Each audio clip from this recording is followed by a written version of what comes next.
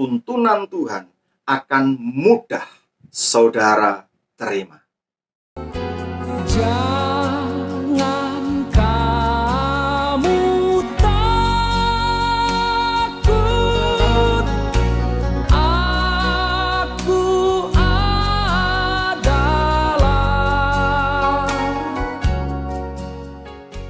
Salam dalam kasih Tuhan kita Yesus Kristus. Yakub sudah lama tidak mendengar kabar tentang Yusuf. 20 tahun lebih bagi Yakub, Yusuf sudah mati. Secara pribadi saya tidak bisa membayangkan bagaimana perasaan Yakub yang sesungguhnya ketika mendengar kabar bahwa Yusuf masih hidup dan bahkan sekarang menjadi penguasa di Mesir. Sukacita itu pasti. Namun sebelumnya, Kejadian pasal 45 mencatat bagaimana dinginnya hati Yakub ketika mendengar kabar tentang Yusuf. Namun kemudian dalam Kejadian 45 ayat 27 Alkitab mencatat, tetapi ketika mereka menyampaikan kepadanya segala perkataan yang diucapkan Yusuf, dan ketika dilihatnya kereta yang dikirim oleh Yusuf untuk menjemputnya, maka bangkitlah kembali semangat Yakub, ayah mereka itu. Kata Yakub, cukuplah itu. Anakku Yusuf masih hidup. Aku mau pergi melihatnya sebelum aku mati. Bapak Ibu yang saya kasih dalam nama Tuhan Yesus Kristus. Dalam perjalanan menuju ke Mesir, saya bisa paham bagaimana pikiran yang berkecamuk dalam kepala Yakub. Bagaimana tidak? Dusta selama 20 tahun lebih yang dia dengar itu sudah memblokir pikirannya bahwa Yusuf sudah mati dimakan binatang buas. Saya bisa merasakan kegampangan Yakub ketika dia berpikir apakah itu benar-benar Yusuf anaknya yang sekarang sudah menjadi penguasa Mesir. Sulit rasanya merubah sebuah kebenaran yang sudah terlanjur diyakini selama puluhan tahun. Meskipun fakta-fakta yang disajikan di depan matanya itu jelas. Saat itulah Allah hadir dan berkata, jangan takut. Kejadian pasal 46 ayat 3-4 berkata, lalu firman-Nya, Akulah Allah, Allah ayahmu, jangan takut pergi ke Mesir. Sebab aku akan membuat engkau menjadi bangsa yang besar di sana.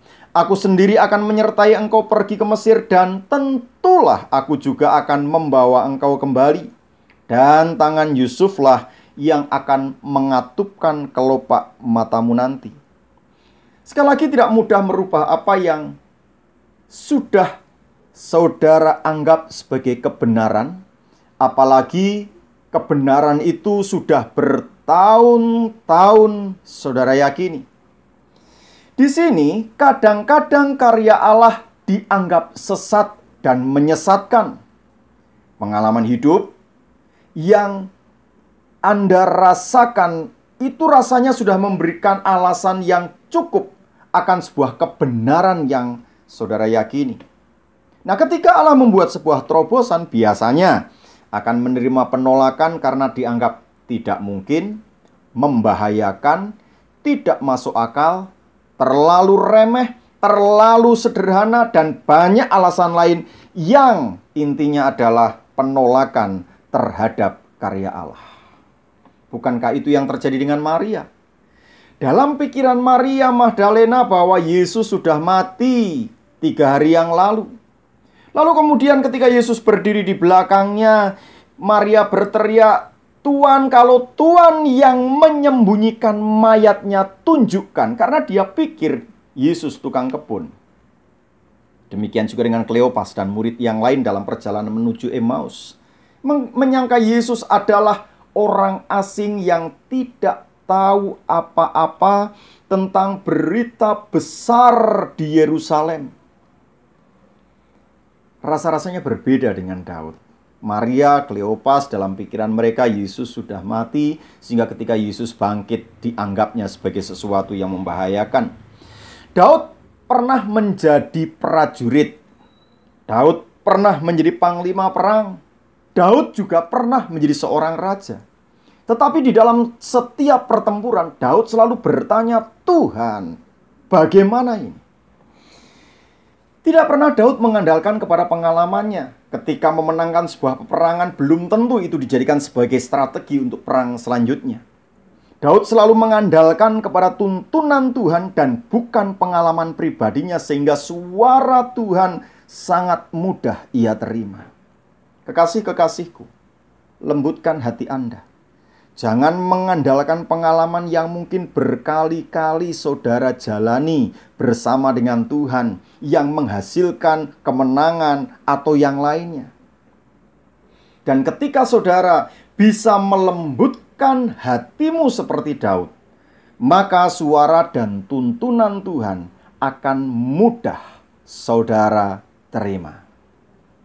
Teruslah menjadi pendoa yang benar, memiliki hati yang lembut, menyembah kepada Tuhan, dan saya percaya Tuhan menyiapkan perkara besar untuk saudara. Tuhan Yesus memberkati kita semuanya. Shalom. Ku tidak takut, sebab Kau besertaku.